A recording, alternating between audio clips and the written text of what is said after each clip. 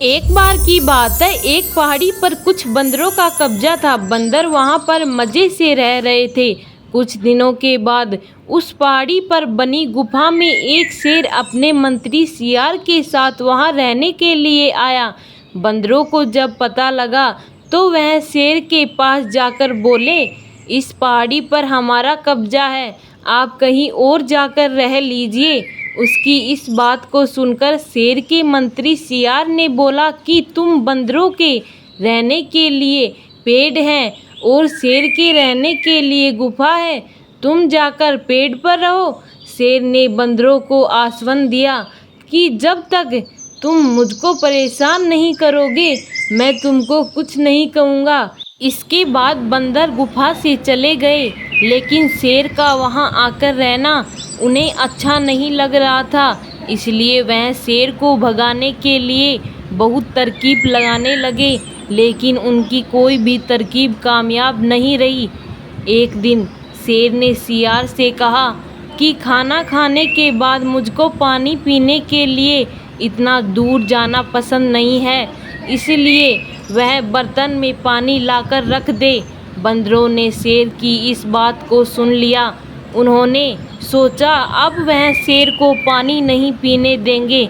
इसके बाद अगले दिन सियार ने शेर के लिए एक बर्तन भरकर पानी लेकर आया और उसको गुफा के बाहर रख दिया। सियार के जाने के बाद बंदरों ने एक बांस की सहायता से सारा पानी खींचकर पहाड़ी के नीचे गिरा दिया।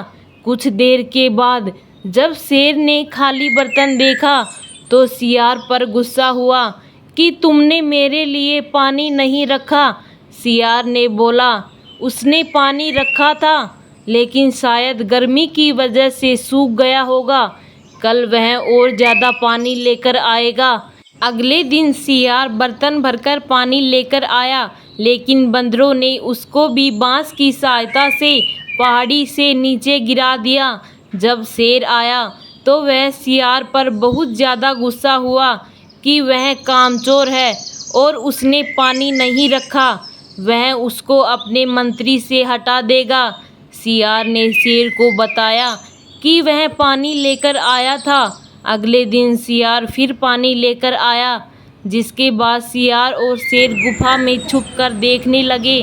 कुछ देर में बंदर आए और बांस लगाकर सारा पानी खाली कर दिया। अब शेर और सियार को समझ आ चुका था। इसके बाद सियार जब भी पानी लेकर आता तो वह आधा पानी गुफा में और आधा पानी बाहर बंदरों के लिए छोड़ देते थे। बहुत बार बंदरों को पता चला कि शेर हमें उसका पानी गिराते हुए देख रहा है, लेकिन कुछ बोल नहीं रहा। इसके अलावा अब शेर शिकार करके बहुत जल्दी भी आ रहा था। यह इसी तरह 2-3 महीने चला। इसके बाद बंदर थककर शेर के पास गए। वह शेर से बोले, हम 2-3 महीने से आपका पानी गिरा रहे हैं और आप यह सब भी देख रहे थे, तो आप कुछ क्यों नहीं कर रहे? इस पर शेर ने बोला, क्योंकि इससे तुम मेरा फ़ायदा ही कर रहे हो। बंदर बोले, वह कैसे? शेर ने बताया, जो पानी तुम पहाड़ी से नीचे गिरा रहे थे, उससे पहाड़ी के नीचे हरी हरी घास उग गई, जिससे बहुत से जानवर वहां चरने के लिए आते हैं। मैं जब शिकार करने के लिए जाता हूं, तो वह नीचे मुँह करके घास खा रहे होते हैं, जिससे मैं आसानी से उसका शिकार कर पाता हूँ और जल्दी लौट आता हूँ। इस कहानी से हमें यही शिक्षा मिलती है, हम जिसका नुकसान कर रहे होते हैं उससे उसका नुकसान हो रहा है या फ़ायदा, यह भी देख लेना चाहिए।